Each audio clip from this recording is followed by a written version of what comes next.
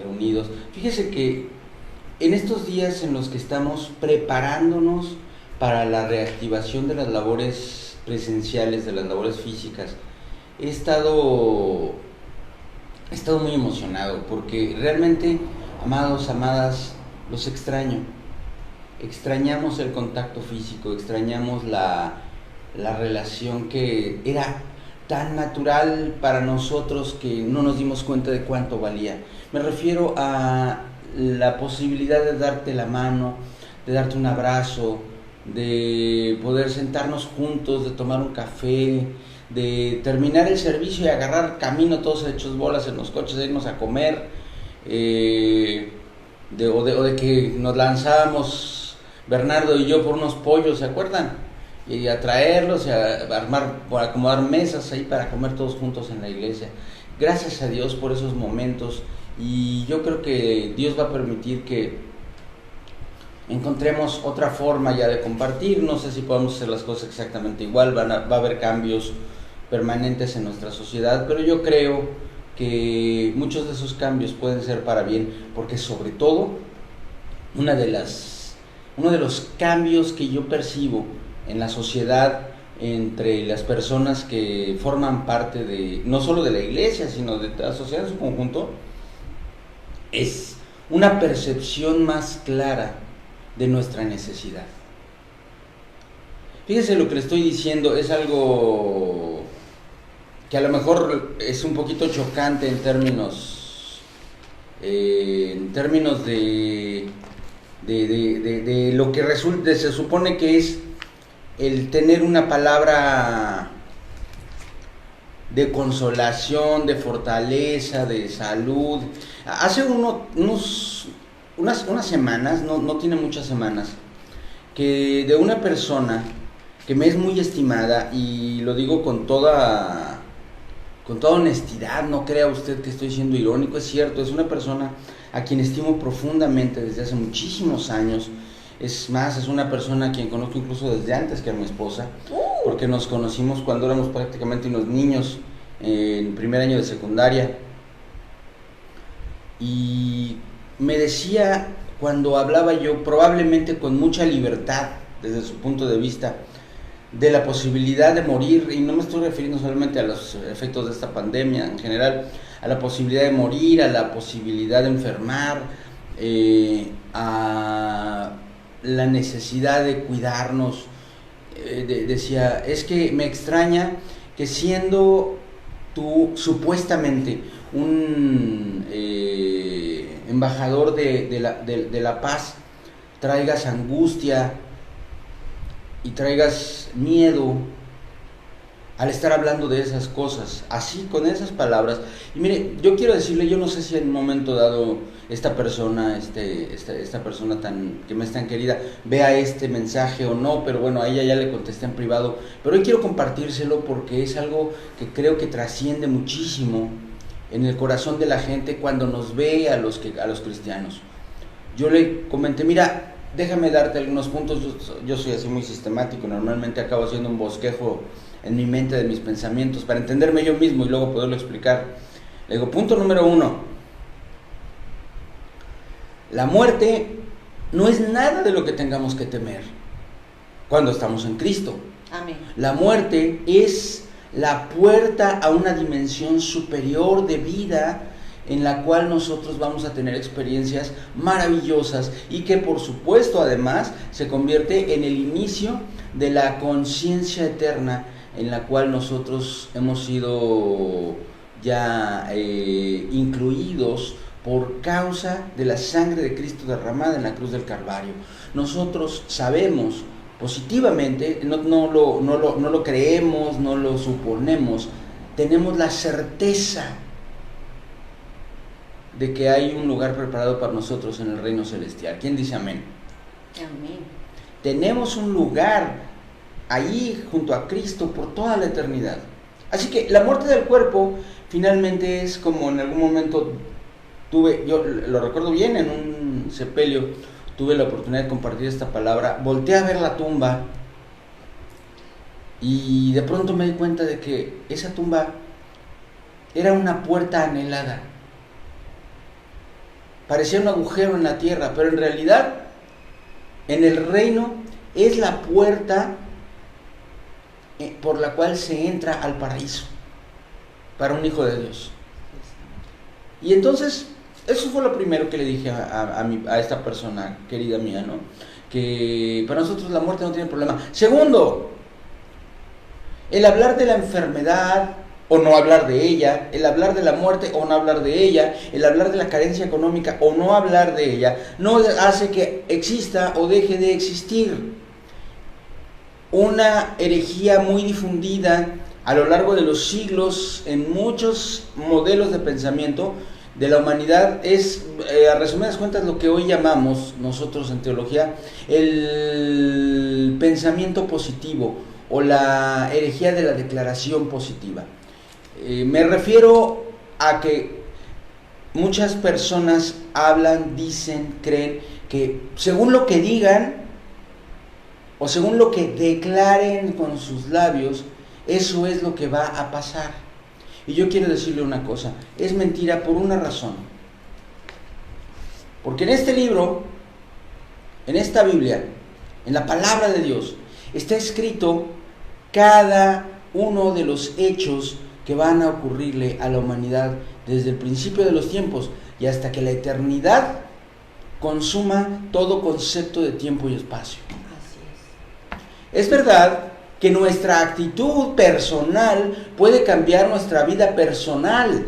Y también es verdad que nuestra influencia personal sobre otras personas que están a nuestro alrededor pueden cambiar su modo de pensar, de ver la vida y por lo tanto de actuar y se pueden provocar cosas diferentes.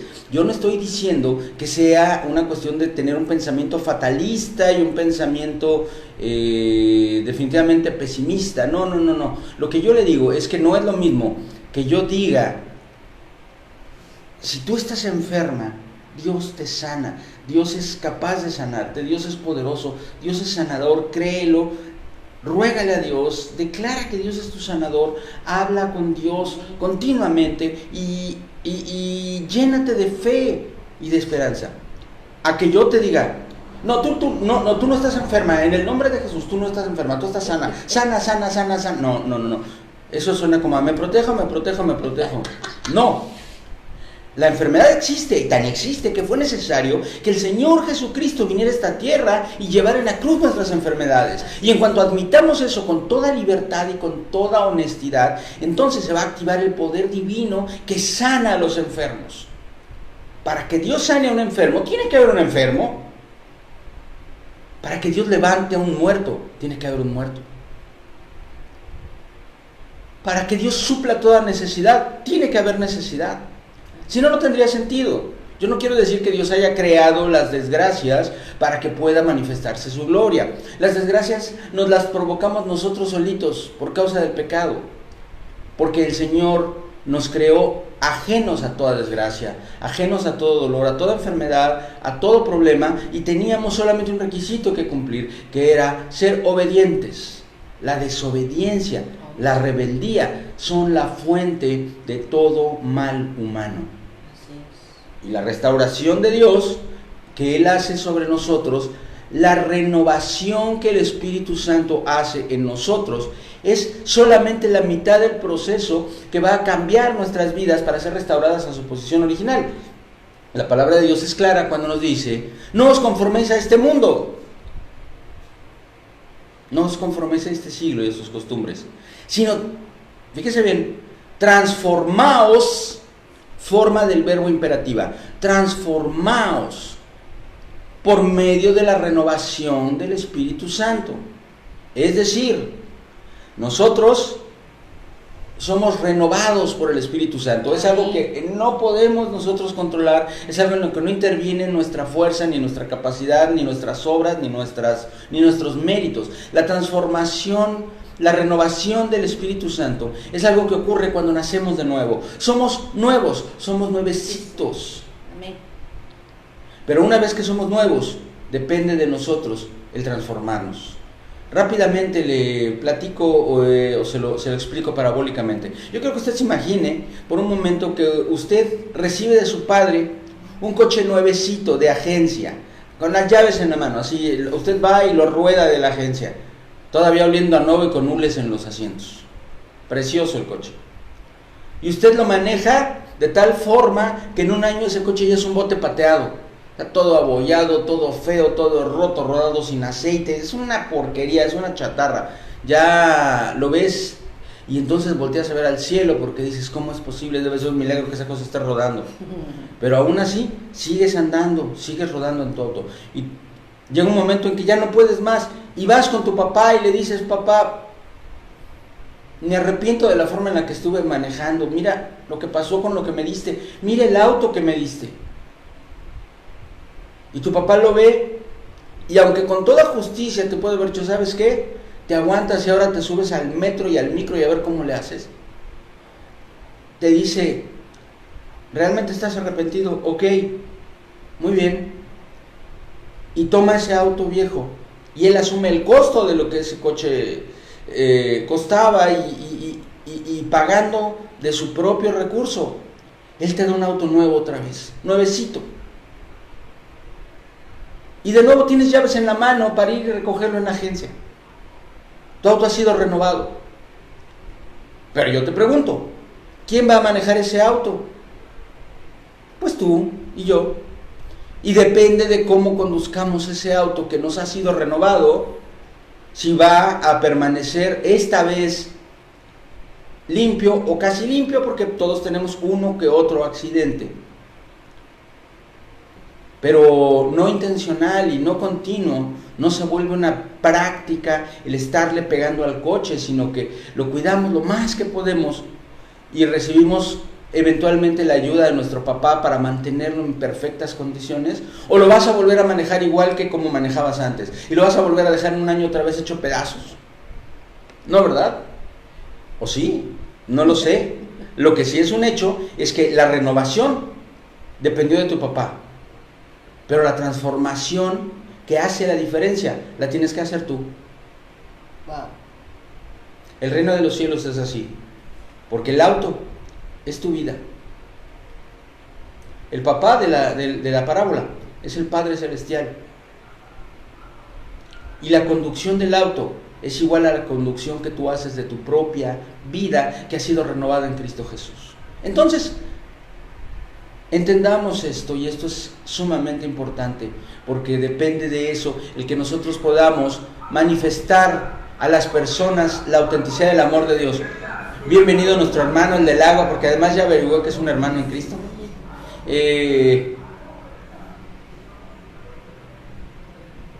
Ya ves, ya se me fue la onda con lo del agua. La transformación. Entonces tenemos que entender que lo que yo le comentaba a esta persona estimada mía, que nos decía que cómo es posible que fuéramos embajadores del miedo, es que no es así, porque nosotros tenemos una esperanza eterna. Y nosotros tenemos la certidumbre de que la enfermedad de la que hablamos abiertamente, la muerte de la que hablamos abiertamente, las circunstancias de necesidad de las que hablamos abiertamente, todas ellas están bajo el control de Dios, pero también bajo el control de nosotros, porque hemos sido dotados de la presencia del Espíritu Santo para obrar con sabiduría. Amén. La sabiduría de Dios.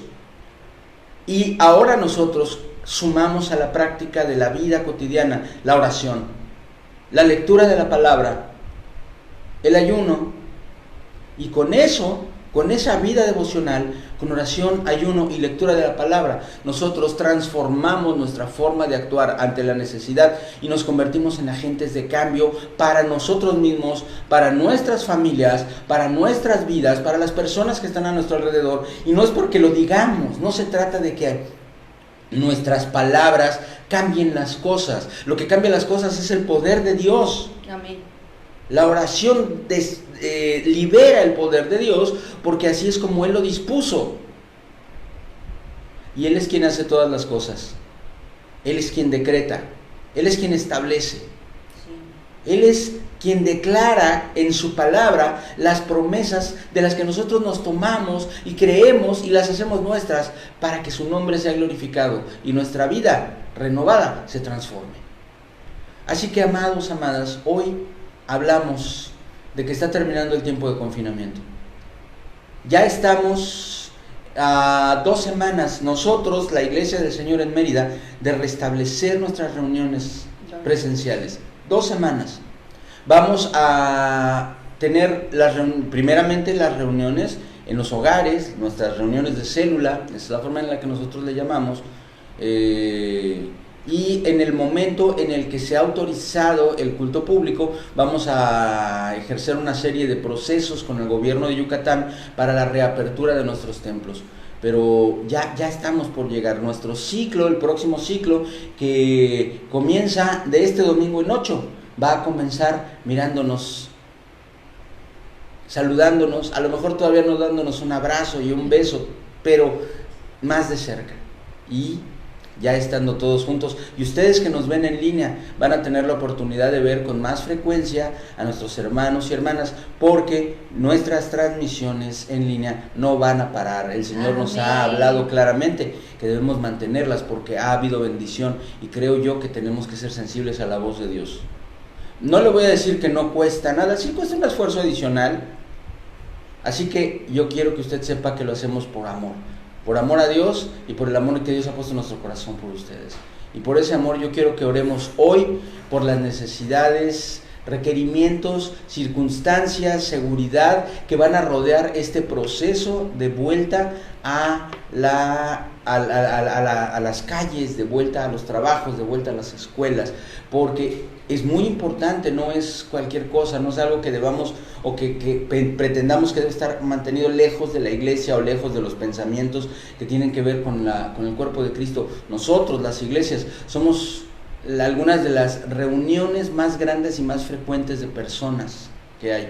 Por lo tanto, para nosotros es fundamental este proceso. Y yo quiero que la Iglesia de Cristo y nuestros amigos que ven este video entiendan que nosotros somos responsables y somos obedientes a nuestras autoridades, pero también somos hombres y mujeres que tenemos una fe inconmovible de que todo está bajo el control de Dios.